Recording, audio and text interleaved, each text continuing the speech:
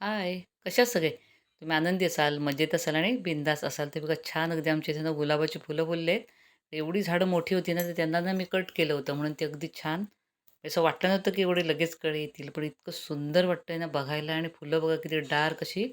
इतका त्यांचा बहर असतो ना आत्ता, तर अगदीच प्रसन्न वाटून जातं.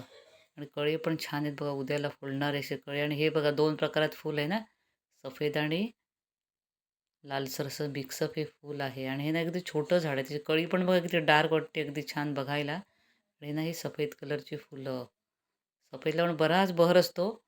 पण आता ना ती 1-2च लागलेत आणि त्याच्या कळ्या फुलणाऱ्या आहेत अजूनच.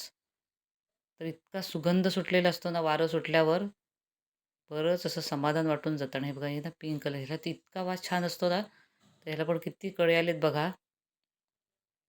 Thank bye bye.